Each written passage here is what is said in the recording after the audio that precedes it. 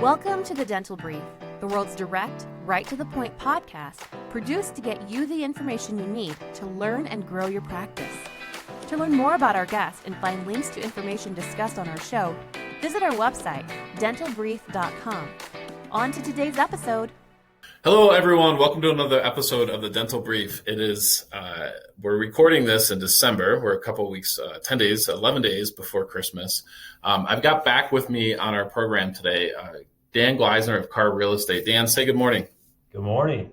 Hey, happy to have you back on here. You're either our first or second guest. Dan, you and I have known each other for several years. Give our audience a little bit of background about you, and then tell us a little bit about CARR Real Estate. Yeah, so I've been in the dental industry now 13 years, which sounds crazy. I started with Henry Schein as a field sales consultant, selling goop and goo and technology. So I understand the dental world from that aspect. And then I've been in real estate now for a while, and I've managed Colorado and I managed the West Coast as well. So I get exposed to a whole bunch of different types of real estate for healthcare. And then quick background on CARR, we're the nation's leading provider of commercial real estate services for healthcare tenants and buyers only. So currently we're representing thousands of healthcare practices with their lease and purchase negotiations. So just a quick summary of what we are. We're a commercial real estate firm, first and foremost, that gets lost, that specializes in dental and other healthcare professionals as tenant buyers only, meaning we don't represent landlords or sellers. That's incredibly important, so important. So there's no conflict of interest. Our job is... Sorry, real quickly, Dan, talk about that conflict of interest. Why is that important? I know you do real estate every single day, but why is that? Why would someone who's not familiar with this, hasn't leased several properties, why would they want to make sure that they worked with an agent who isn't representing landlords? Yeah, so if you drive by a space that you like and you see an advertisement sign saying for lease called John has a relationship with the landlord. Their fiduciary responsibility, legal responsibility, is to protect the landlord. So they will say they can help you, but John's going to have the landlord's best interest in mind, not your best interest. So they're trying to get the highest dollar amount out of you as a potential tenant with as little amount of concessions as possible. So let me understand this. In that situation, and I believe this is residential in a lot of states too, but in that situation in commercial, it's actually the agent who's representing the landlord would be breaking the law if they helped you get a better deal on the property. That's right. Yeah. Okay. So what they'll do is they'll send you a disclosure saying that they represent the landlord, so their rear end is covered, and then it's just game on for them. Sure. So, but they can have it, but people will sign a disclosure. No one reads them, right? Correct. And or very few people do, but they'll be acting like they're your friend the entire time, right? Yeah. And it's in their best interest to be friends with you so they can essentially rake you over the coals. And I wish the world was not like this, but it totally is. This is how they all make their money. Sure. Yeah. Okay. So, CARR only works with, people looking to lease properties or to buy properties. Tell me a little bit more about why healthcare specific. Why is that important to work with someone who's in? Yeah, this is actually a fun story. There's several reasons, but the reason why we started this as a company was our owner, Colin, was on the landlord side. He was working for a national firm, and one of his clients was a landlord that had a medical office building and just happened to be a lot of dentists in this building. And every year, this landlord would take advantage of dentists on their lease renewals.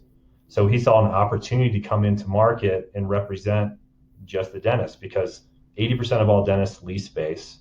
Of that 80%, I bet you more than half don't have representation, especially on a lease renewal, because they don't know that they can have representation, somebody in their corner. And the niche was created from exposure of doctors getting taken advantage of. So it's a really fun industry, and it's paid off really well. So I know there's the negotiation side, and that's really important. But there's also just understanding the dynamics and what dentists need. Correct? I mean, yeah. if I'm a licensed real estate agent, how am I supposed to? And I've never worked with dentists. I have no idea what goes into that process, what the steps are, what it looks like. So I get it. I think our audience gets it too. Dan, I want you to jump into kind of what we want to talk about a little bit today is values of property, values of leases. I know my personal office space, I think our lease is due in about 7 or 8 months. I've been paying every single month, but I can know looking around my complex that not everyone is.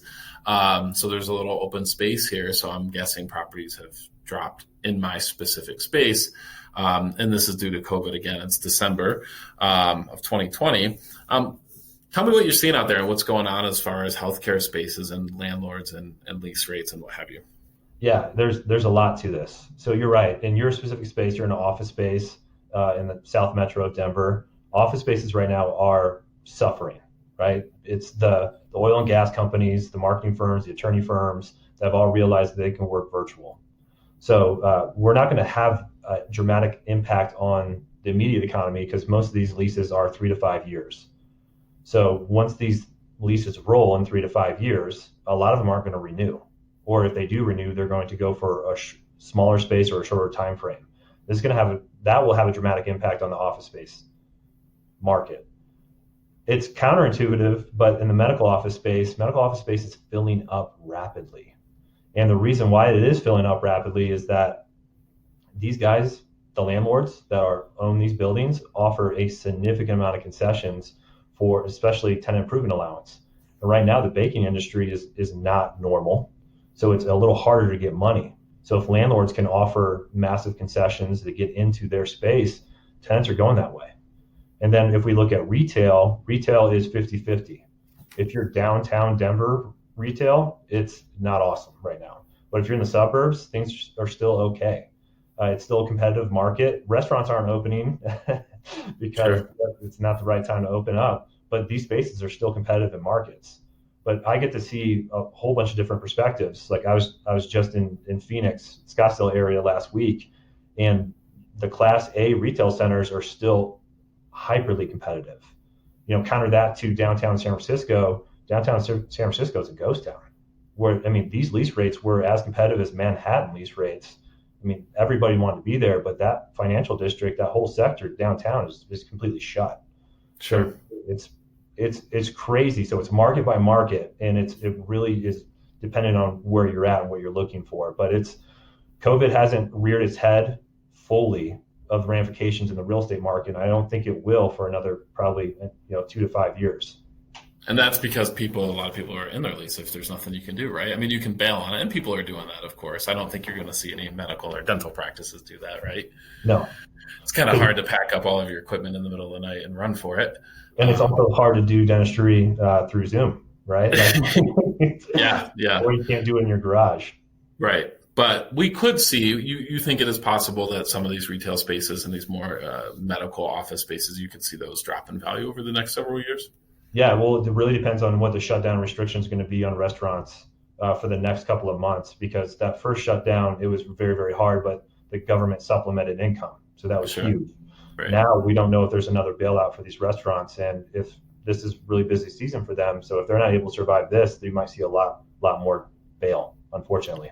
Right. So, Dan, let's jump into, we know every market's different. We know every situation is different. When is the time to start talking to someone like you? So whether you're looking to build a practice for the first time, you want to do a startup, or you currently are in a leased space, when is the right time to contact you? And when is it too late to contact you? In other words, obviously, this is my recommendation. If your lease expires next month, you should still hire a professional to help you. So I'm not saying don't hire a professional, but I'm sure it's got to affect negotiating a little bit, right? Timing's everything, man, in negotiation. So if you hold the time card, you're going to win. So ideal timing is 12 to 18 months out. That's perfect. If you want to build something from the ground up, that's 2 years. But ground up construction is not for everyone. Right. And when you said it's too late, it's never too late. You just got to cater your expectations, because I do think it's important. Like I said, if you're a month out, unless there's a perfect turnkey option right around the corner from where you're currently at, there's really no leverage, right? The landlord knows that they have you. So, but at the same time, we can still try to mitigate some of what the landlord's trying to get through proper negotiation. So even if it's a month out, it's a month out. We just have to work with what's in front of us. But we can't move heaven and earth with a month like we could with 12 months. Got it. Understood. So Dan, I want to have our audience reach out to you. Best way to contact you is through the website. Is that correct? At CARR.us, and that's CARR.us, correct? Correct. Yeah, and you can answer questions on a national level, right? Or put people in contact with someone locally that can help them. Yes. Yeah, and I love looking at the national market. I specifically handle the West Coast, so if anybody's on the West Coast, we can talk about those markets in detail.